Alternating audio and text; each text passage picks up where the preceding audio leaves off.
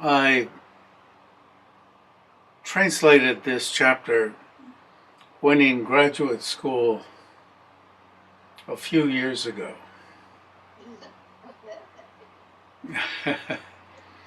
And when reading the chapter with the illustrious George Hart,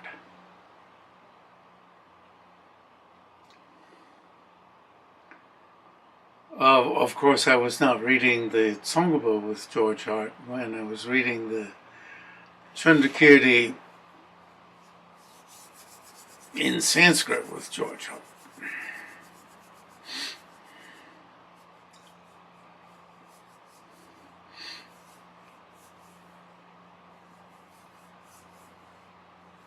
Years later, not too many years later, maybe 3 years later, I 3 or 4 years later attended His Holiness's teaching of Nagarjuna's stanzas. Must have been of all 27 chapters in Dharamsala, in a small, it was not in the big temple, but in a small, it was the audience room, and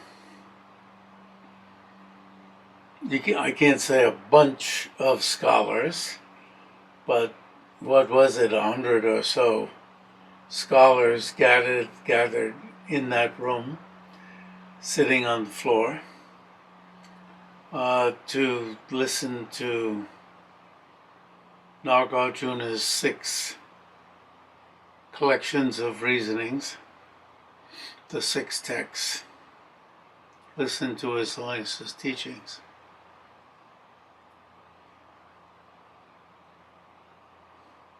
Scrunched against each other. It was great. I got to record those teachings as I remember. I believe I have those recordings. I think I do, but I just think I do. I don't remember the recording machine in front of me, so maybe I didn't. Who knows? I'll have to check. So anyway, if we relate what we're doing to our study of Nyingma, as you remember, within the Great Completeness, there's the section called Gada Teacher. Gada means, Ga is the first letter of the alphabet. Ta is pure. So pure from the letter Ga. Pure, you could say Ga pure. That's the literal translation. Ga pure. Pure from the first letter of the alphabet. In English, a pure, up pure, a pure. I guess if we're from Europe, it would be up pure, right? We don't pronounce the first letter of the alphabet A. We pronounce it right? Which is more like Sanskrit. Sanskrit being the elder sister. And then also, we could say it has more significance even, being the meaning of is negative. The shortest Perfection of Wisdom Sutra, but actually I'm building meaning now. But that isn't the meaning here. why is, as we've said before, why is the shortest perfection of wisdom, is that means not, and not means not inherently existent. So if we were in our fullest development as Buddhas, we could deliver the shortest perfection of wisdom sutras by saying and the audience would know this is a negation of inherent existence, and one would be, the audience would reflect immediately on the absence of inherent existence. Now that, in this case, pure from the beginning, pure from the start. What is the start also is the absence of inherent existence. So pure from the first, from the beginning, the beginning of the alphabet, pure from the letter A, pure from the letter A, conveys the same meaning as, very differently, but conveyed differently,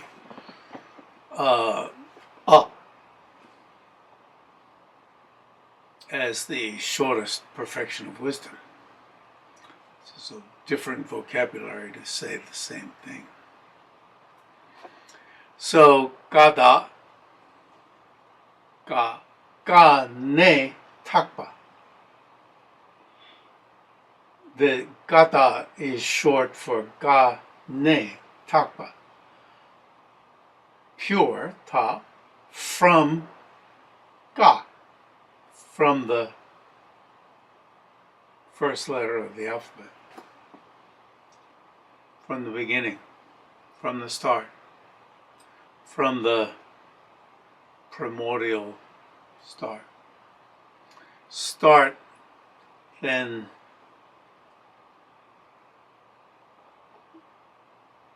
can we safely say this is not a temporal start, but a beginning, fancy word, ontological start.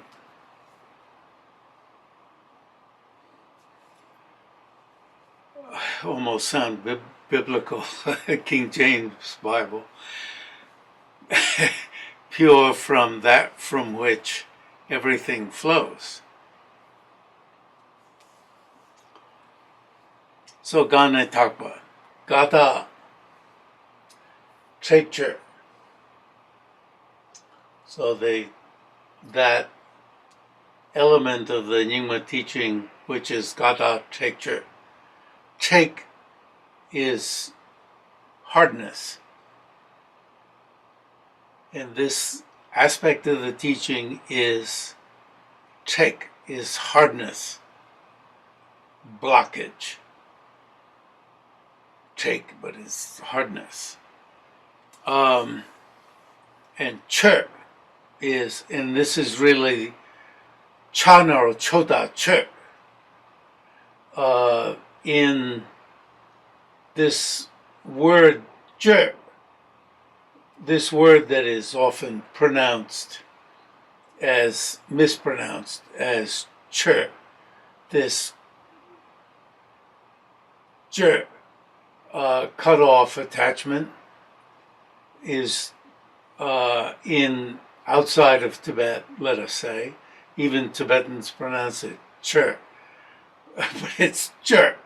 It's the kao, G-C-O-D, not C-H-O-D, G-C-O-D. Kao, chanor, joda, che, not che. Che is this practice of cutting off, this, it's a skull, blah, blah, off all attachments. But che, chanor, chota, che, is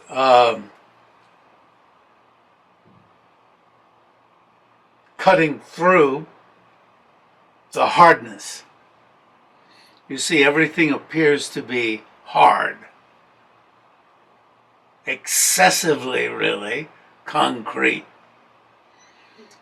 I translate take che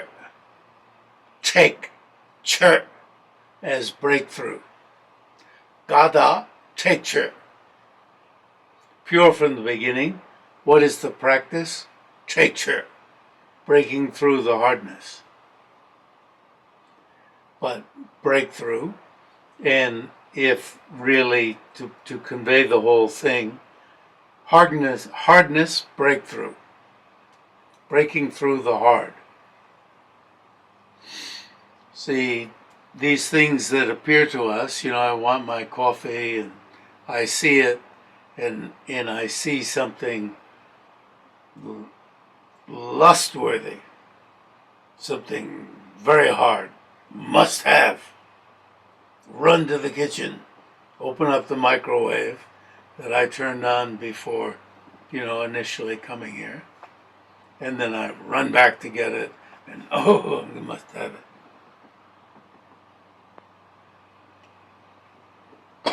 See, very solid. As Tuchon Rinpoche said, when he came to New York once, I wasn't there, but I heard the recording, and he said, the equivalent of, was something that is translated and translate, would be the equivalent of, these poor, pathetic people, they're seeing everything as so hard. Hard meaning solid, concrete. They don't see in one way you could say flimsiness, but this mere appearance, where we wake up into a world of solidity.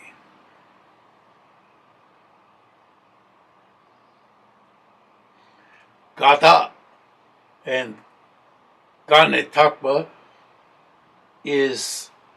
indicates what the truth is. The practice is Chekcher, breaking through the hardness, the solidity. So, there are various teachings, and as Keizo Sampo used to say, one of them is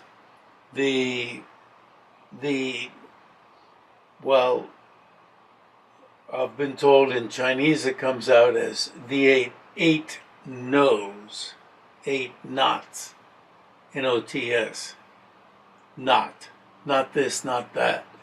At the beginning of Nagarjuna's treatise on the middle, there's an obeisance by Nagarjuna to the Buddha who taught that dependent arising lacks cessation, production, going, coming, sameness, difference. I got up to 6, right? And so forth.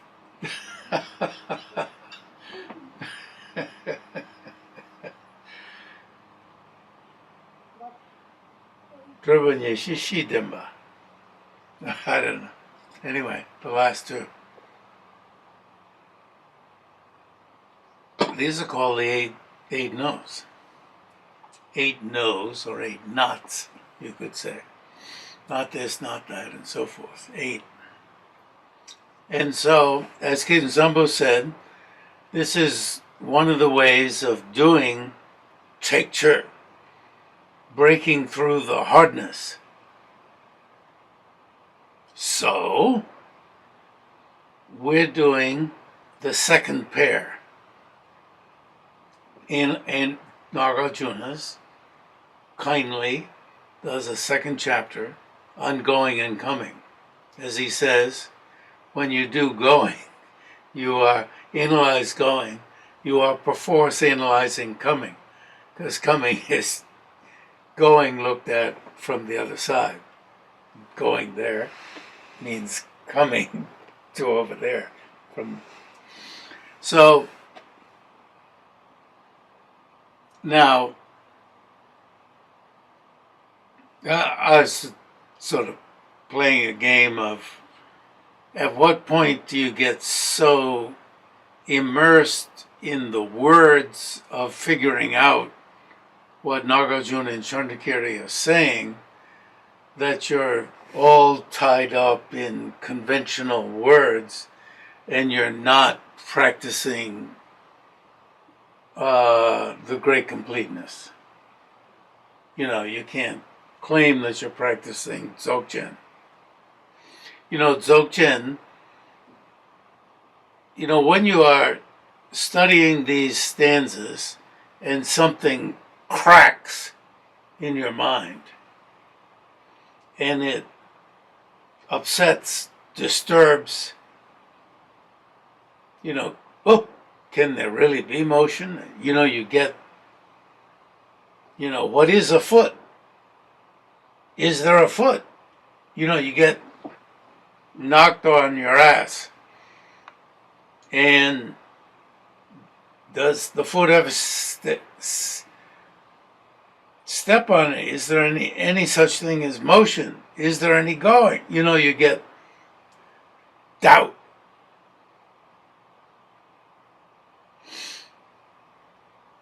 Is going possible?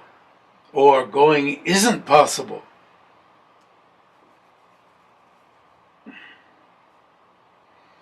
You know, when the hardness of our, not just our conceptions, but our actions, our doing, our life gets disturbed, gets messed with. I mean, that's Geluk, true practice of special insight. The true practice is aided by looking into the words, but if you get bogged down in the words, that's not the implementation that's being sought. And so why did we turn from what we were doing in, you know, studying in Mipam Gyatso? Because we needed something to bring about Cheche.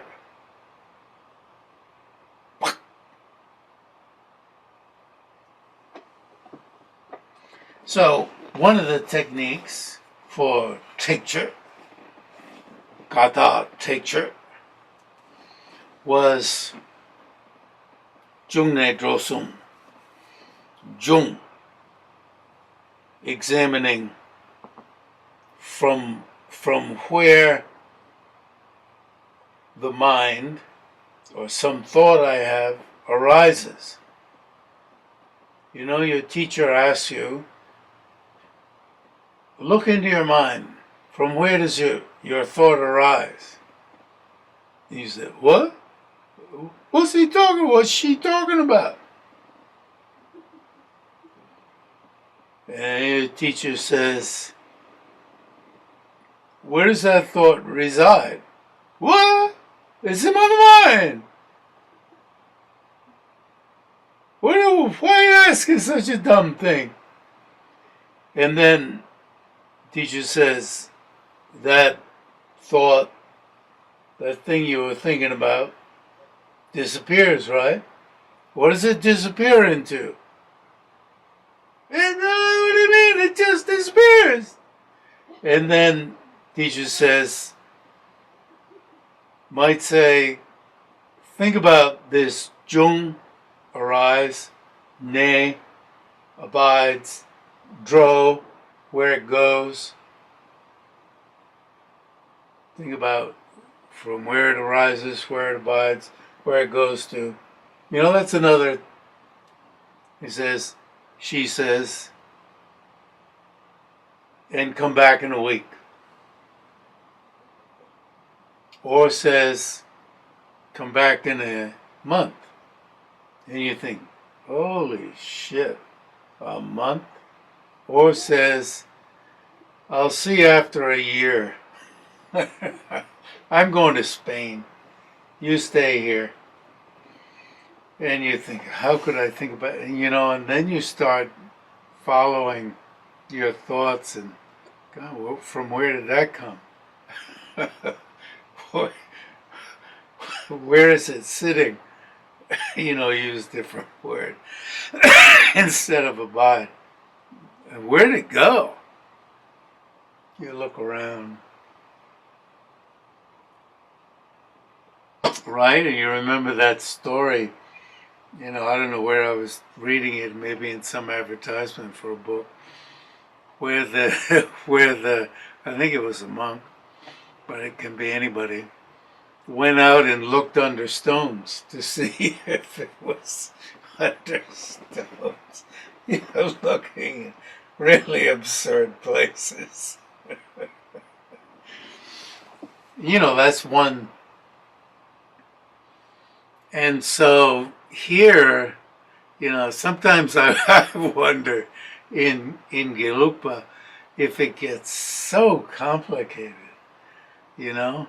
They're trying to work out this stuff in such intimate detail. And, you know, I think making this so complicated you can't think about it anymore. And it just gets so bloody.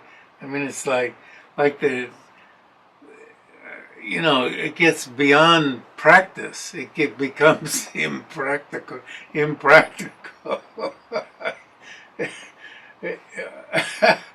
I don't know. Anyway, when you get down to this last paragraph here, it's a real mind number. It's like, oh, put this away. Yeah. Anyway. That's why sometimes I say Chandrakirti is really, sometimes it's more approachable. Sometimes the only way you can approach Chandrakirti is to have read, for me, to have read Tsong-kha-pa.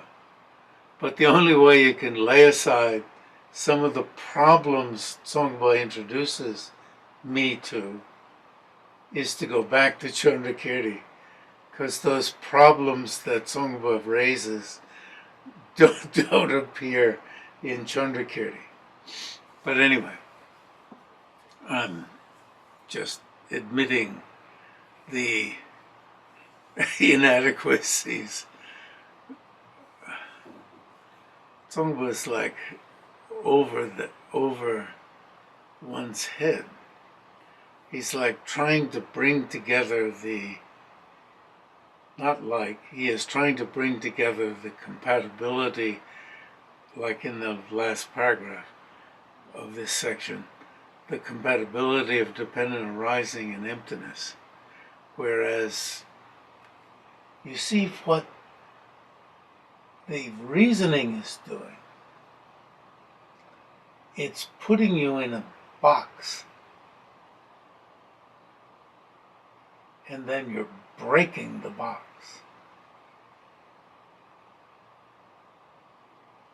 into you see the breakthrough?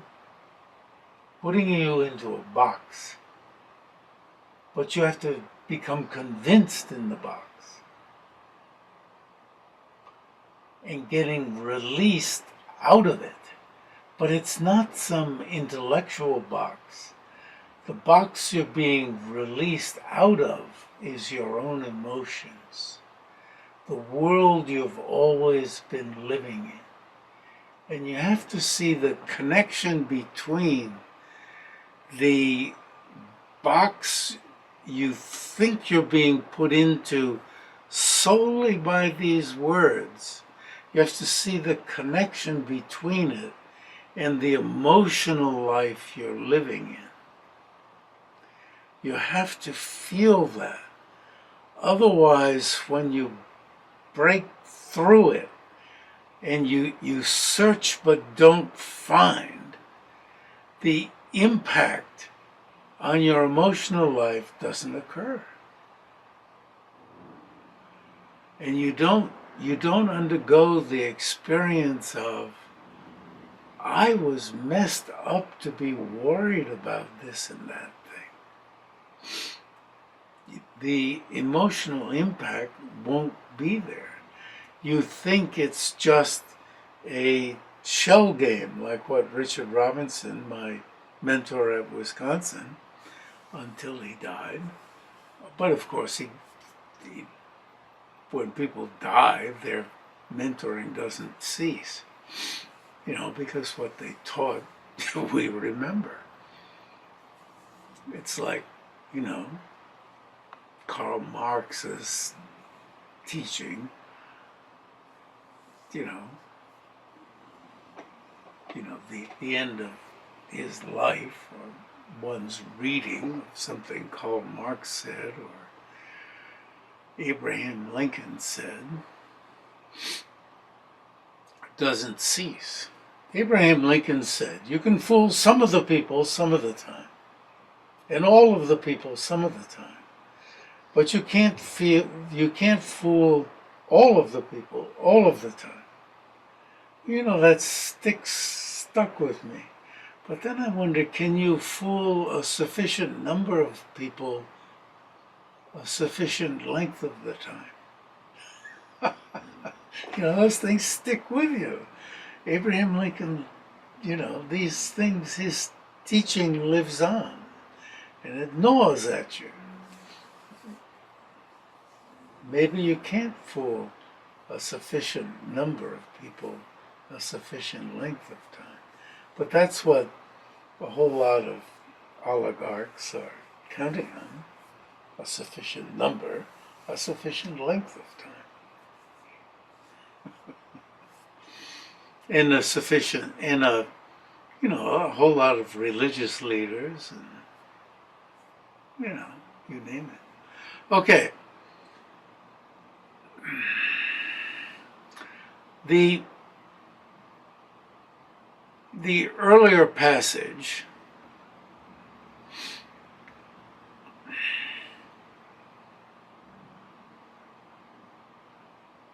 right?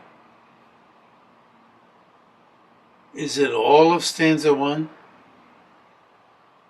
Here someone says, asserts. I hope you have the new edition. The earlier passage, stanza 1, explains that with respect to a path, in general, the going over, and really, my translation is not yet gone over, doesn't stand up, yet has to go out. Because there's no way gone over and not yet gone over can be a dichotomy. Because I don't know, maybe with respect to a path. Oh, I see. If you have a particular path that you're thinking about going from here to here, and we're here in the middle, say, then with respect to that path, oh, that's true. The gone over is from here to here. The not yet gone over, yeah, not yet is okay. To have the whole path is divided between, you could think that the whole path is divided between these two. Yeah, I'm thinking there's more than the not yet gone over, because you could go to a whole lot of other places. But in terms of this one path, yeah, so not yet is okay. You can see. Stable and predictable. Excuse me? That's assuming that the path is stable and predictable. Yes, but that's the case here. You're going from the your monastery to a particular store in downtown Newport, and so you know your thinking is the same as mine, but the point here is that it's a set path. Life is not a set path. Huh? Life is not a set path. Yeah, but what's being imagined here is with respect to a path.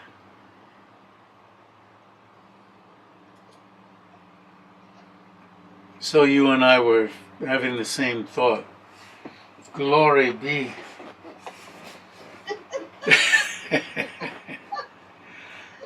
Now, this word, directly contradictory, you would think that the word dichotomy would cover this.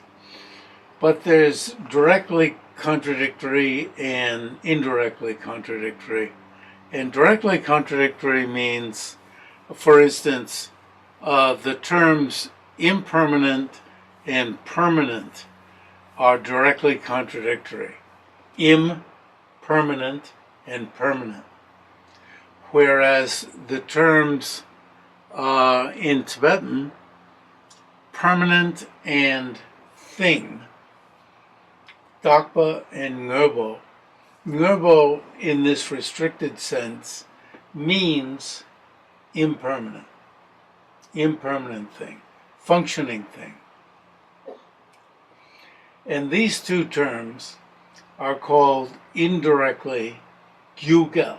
Gyu doesn't mean cause, but is pao ragapta ga shapi gyuda. Gyu means indirectly. So directly contradictory and indirectly contradictory. Listen again. Permanent, impermanent. Directly, right in the words. Whereas permanent and thing, or translated more fully, functioning thing, are indirectly contradictory. Because the words, it's not like permanent and impermanent, where right in the words you get, okay? So directly contradictory and indirectly contradictory. So unfortunately, since, well, you see, gone over and not gone over are directly contradictory. That's why Tsong-kha-pa uses that term. And even not yet gone over and not yet gone over are directly contradictory when we think about a particular path in in a fixed path scenario.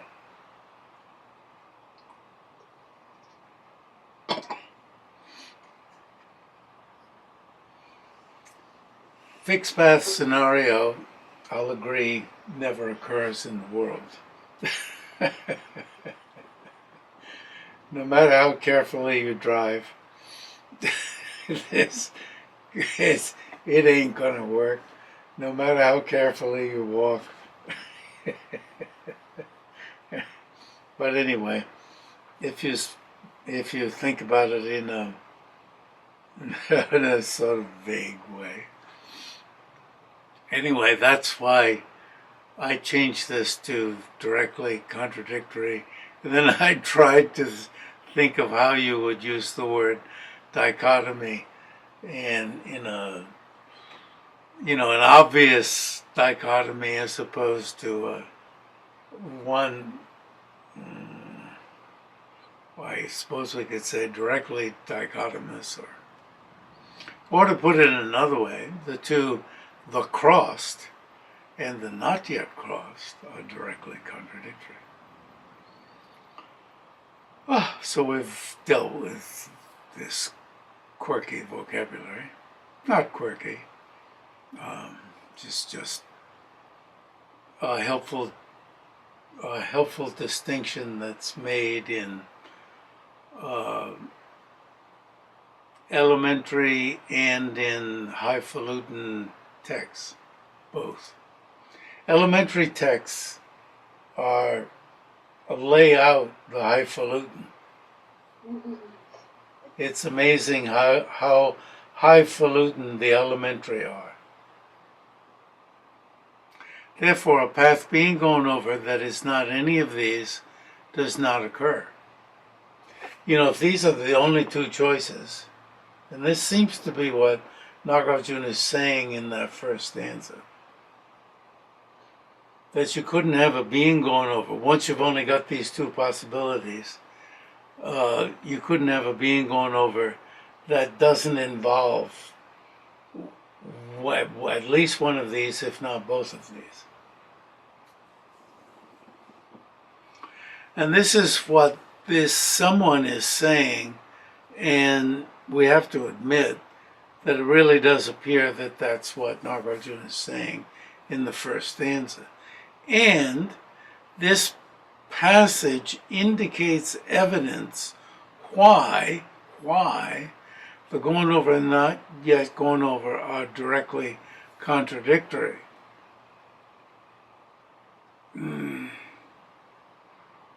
Okay, and sort of okay, that last sentence that begins with and what is that evidence? And down below, Tsong-kha-pa addresses this. This assertion is not logically feasible.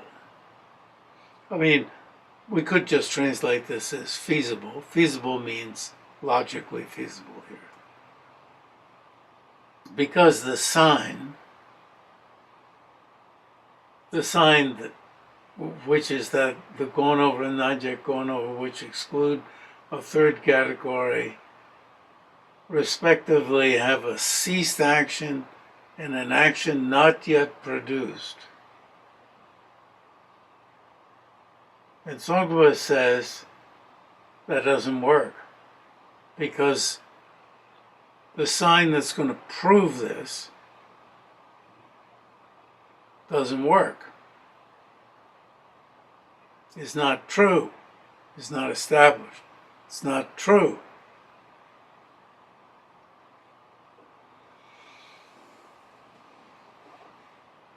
Why isn't it true? Because Chandrakirti says. So I did a lot of work on. I went through and yesterday and I don't know, the day before maybe also, and fixed up all that stuff about yatas, tatas, and fixed up the supplement, and then was stunned at how much work had to be done on this stuff. If it is yet to be gone over, how is it being gone? How can we use going? How can we use present going with respect to it? How is it being gone?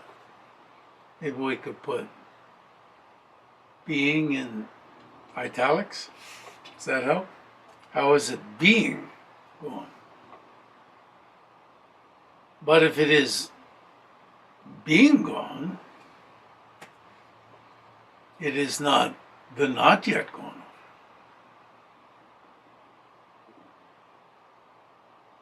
Why don't we use being gone over here? I mean, why do we say being gone instead of being gone over? Because in previous translation you had Yes. being gone over. Well, I'm playing with dropping it and seeing if you would complain. Yes. I And think it's clearer with being gone over. okay, I'll put it If back now in. we speak about being gone, it seems as if there is another The concept over helps. latent here. Okay. Yeah. And it sounds being gone as like it's already completed. Yeah. Okay. Thank you. Being gone over lets us know it's the present. Because by now we just got comfortably used to the word being gone over. Yes, okay. Yes. If you remove it, we're in trouble. Yes. Okay. This is what I wanted to know.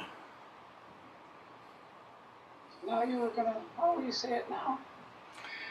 If it is yet to be gone over, how is it being gone over?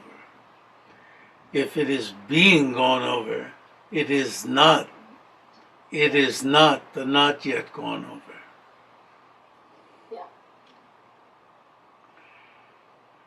Explaining, now this is because Chandrakirti's,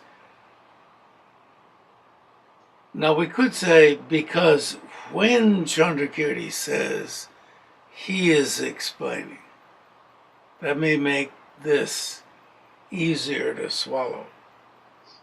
The explaining that comes out after.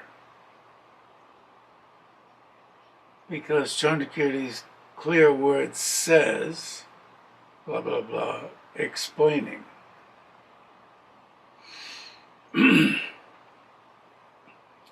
Translations are group efforts.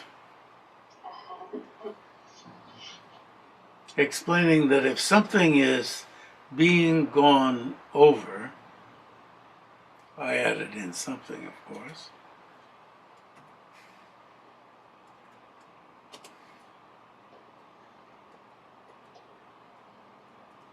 It is not the not yet gone over. You see, Tsong-kha-pa is bringing this out because he's saying, hey, Chandrakirti's making room for the presently being gone over.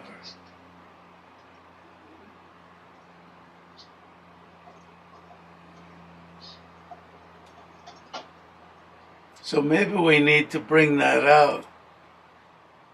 Like, so, in brackets, so he is indicating the existence of a being gone over. As long as it's in brackets. I'm always thankful for my brackets, you know, a year from now. Yeah. Very helpful. Therefore, you would have to assert that it is the gone over, you, who has only two possibilities. That it's not the not yet gone over, then you're going to have to say it's the gone over.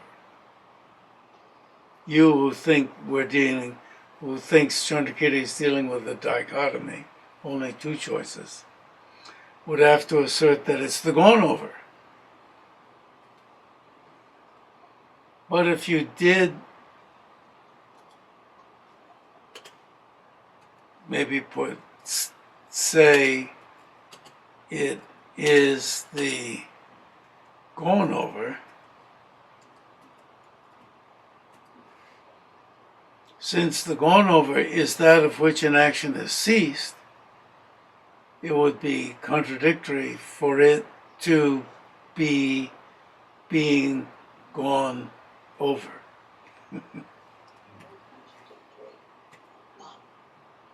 You are wrong to assert that Nagarjuna is indicating that the gone over and the not yet gone over are directly contradictory. In this situation. Well, that's what's said later. But I want to, maybe we should let Tsong-kha-pa say that mysteriously later.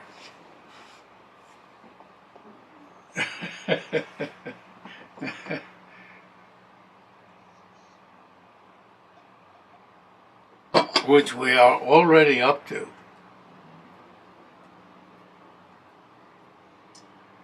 Therefore, since it is explained that an area crossed by a goer is the gone over, okay, and the area not yet crossed by a goer is the not yet gone over. All right, he's taken us by the hand a number of times, but now he's using the word crossed. Gelwa means to cross. It's also the word used for, it's one of the words used for debate. But it means, chu gelwa means to cross a river or cross some water. Chu, it just means water, but chu is also used, for instance, if you come up to a river, it'll then, by context, mean the river. The area presently being crossed is, now this is wild, from between the crossed and the not yet crossed, in general, the crossed. You think, well, you know, you ought to be holding the line here, Mr. Tsong-kha-pa.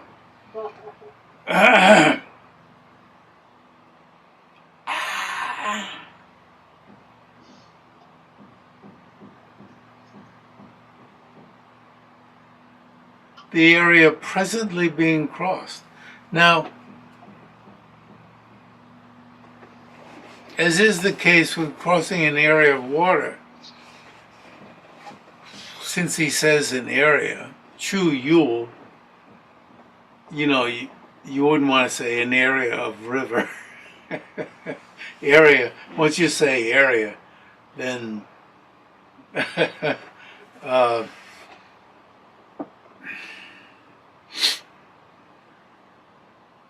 what are you, in a boat? Are you swimming? And somehow, if you're swimming or you're in a boat, this is somehow different. I mean, it's somehow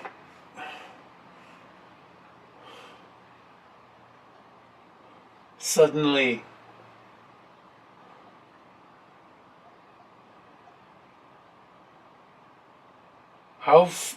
let's say we're crossing a big river.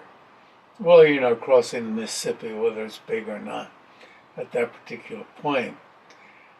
How far have we gotten? We're halfway across. You see?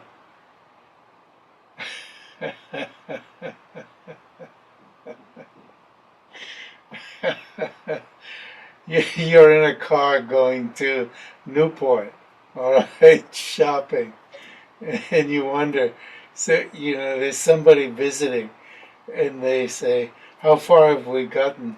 And you say, we're halfway. So, you're sort of you're not concerned with the area you're presently crossing. You've gotten, it's what you've gotten to. I don't know. This is, somehow by putting in the word in general, you've gotten into stupid land or common parlance, or it's really cute. I mean, it's like, is the wool being drawn over my eyes? You're wearing a woolen cap, and now he's pulled it like a blindfold. He's going to bring in some perspective so that we can have it. You can have your cake and eat it too. I think I've mentioned before that, but not in the last year. It used to bother me. What the heck does have your cake and eat it too? And it dawned on me. I think I was in Charlottesville. It was like, eureka, breakthrough. A very mild breakthrough, to put it. That it means I'm eating the cake today, but somehow I'm going to have it tomorrow, so I could eat it tomorrow too. Have your cake and eat it too. Have it means eat it. No, have it doesn't mean eat it. Have your cake and eat it too. Eat it too means eat it today. But have it for tomorrow. We still have it. I have one piece of cake. And I'm going to eat it today. But I'm going to have it for tomorrow. Which is impossible. And pull the wool over your eyes means fake. This almost looks as if he's faking it in order to have compatibility of dependent arising and emptiness. Almost looks like that. Almost. We have to say almost. But I always feel it's fine to think the shell game has come out.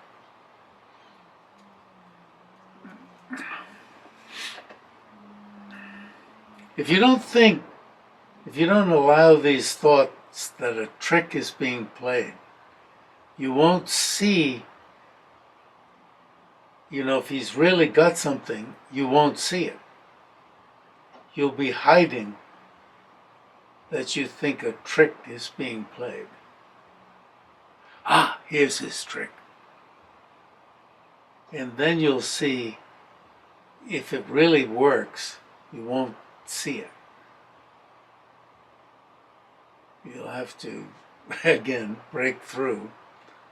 But this is a very minor breakthrough. Well, I don't know, I guess it would be a big breakthrough. As is the case, of just means like crossing an area of water. Wow, I think playing with this, that's helped me. How far we've gotten? We've gotten halfway. It's a sort of common parlance. Hence, even though a path in general. Now this Tsong-kha-pa means, the previous translation may be better, can be divided into. There's no can in Tibetan. Like can be divided up. But I didn't want the can to be in there in the English, because there's no can in Tibetan. Is divided into, but I think it's more like is delimited into, the area crossed by the foot. I think I'm going to get rid of is divided into, because that just means is delimited to.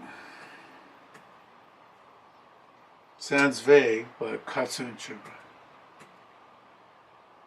is delimited to. The area crossed by the foot and not crossed by the foot. But now, in general, he's admitted this. Oh my gosh. He's walked back over this. Walked. And not. So he's willing to use crossed. But then he says the gone over and the not yet gone over. On this occasion. What occasion? We're going to turn Nagarjuna's reasoning into an occasion? Oh my God!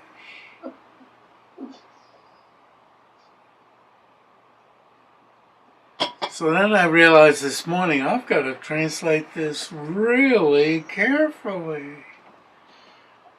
Are, according to the explanation by our own system, above. What was that? Well, we can't say not a dichotomy. I don't know, not a dichotomy. That sums it up, actually, rather than saying it's not an issue about whether it's directly contradictory or indirectly contradictory. That's not the issue. Because the question is whether there's only two. Due to which the path is not delimited to those two. Does anybody have a...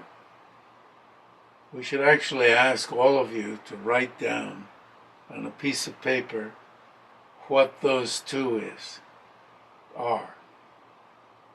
And put your name and humiliate each of you who gets these wrong. No, you would never humiliate anyone. Never, I'm just joking. Those two, we should put them in. And that's what I've been trying to do. The gone over and the not yet gone over, right? Oh, right? Am I right or am I wrong? But I think once we smoke out this union of dependent rising and emptiness and trying to find some way, and then resorting to common parlance about crossing a river, and how far have we gotten to wherever. Wow, this is mind-blowing. This makes you not want to meditate.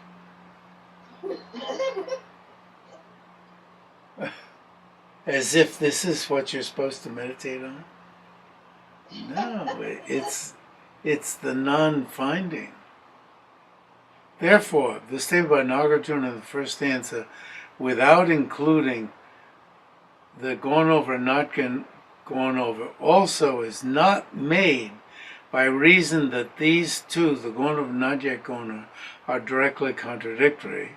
That is, all these beautiful things about my mind was really blown, despite having meditated on this previously and thinking about the particles of the feet and how, you have a particle at the front of the foot and then suddenly this extended to all sorts of things and, really knocked me back on my ass. And then you read this and you get confused and then you don't go back to the meditation that was so powerful before. And, the point here is you've got to, set this aside, okay, and go back to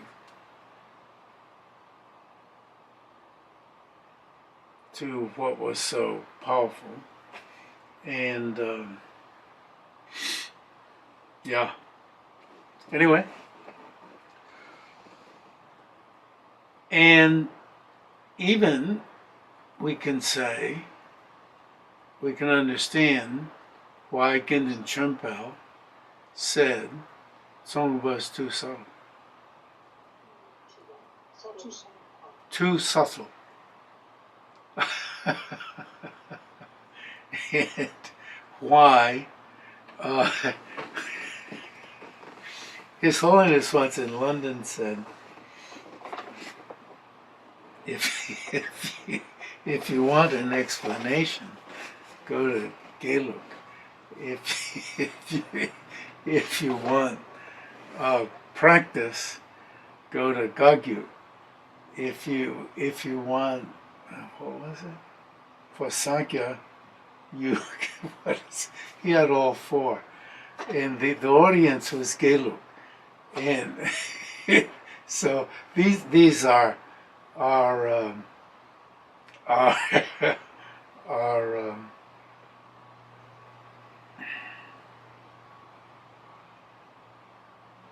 general statements that are passed down through Tibetan Buddhism. Generally speaking, it's said in Nyingma, you see, you get the perspective of the fruit of the path, the explanation from the point of view of the fruit that is drawing you into the fruit by explaining from the perspective of the fruit. Not quite true. You see, none of these general dictums are true, but have a little flavor of the truth. You see, like this is, if you want a super complex explanation, Gelug. If you want Druba, practice, Gagyu. If you want an explanation that draws you into the fruit from the perspective of the fruit, Nyingma. What was path? Experience yogi. Yeah, path. Experience. But that's not what he said. If I ever stumble upon it, should be in the book. And the Gelug audience was like, how are we going to handle this? But the way you handle it, what came to my mind was when actually it was Betsy and I went to help Herbert Benson from Harvard go up above Dharamsala to test the heat yoga of the monks who are above heat yoga. And what appeared to my mind was the first monk that we studied, and I was the liaison person. I was translating, and here we were in a cabin that, when you looked out the window, it was, that's teacher. You see, even you put your environment in teacher. And who was it but a Geshe, a Gelugpa Geshe from Ganden, I think it was Ganden Shardze, the eastern peak Ganden Gelug monastery. And, this fantastic guy. And he was subjecting himself to having a probe put up his ass, which was measuring his core temperature, but something that thick put up his ass, a little bit thicker than that, and then various things being pasted on top of his body, and just the loveliest person. And who was it but a Gelugpa Geshe? So, Anyway, okay, we got through that one without too much scarring. That's what the conclusion was. Excuse me? Yeah, can we summarize in one sentence what the conclusion was? Conclusion of the of what? At the point of this whole section. The point of this section, I believe, is the gone over and the not gone over are not a dichotomy. There are not just two choices. There, in the reasonings, there are often only two choices. There are often only two choices. And, for instance, between a goer and a non-goer, later on, there are only two choices. There's not something in between goer and non-goer. Whereas in this case, there are three choices. And Tsongkha-pa wants to make sure that Nagarjuna isn't misread into indicating that there are only three choices of a place of an action of going. They're indicating there are only two choices of a place of an action of going. There are three: the gone over, the being gone over, and the not yet gone over. And that through reading Chandrakirti's seemingly, on the surface, it may seem that his line, if it is yet to be gone over, how is it being gone over? But if it is being gone over, it is not the not yet gone over. That if you read that line carefully, you can understand that he's leaving room for the being gone over. That there are three possibilities in that line. So make sure that you don't misread Nagarjuna as using a reasoning that gives us only two possibilities of the place of the action of going. There are three. And that all three are being eliminated under ultimate analysis. Thank you. See you next time. Thank you.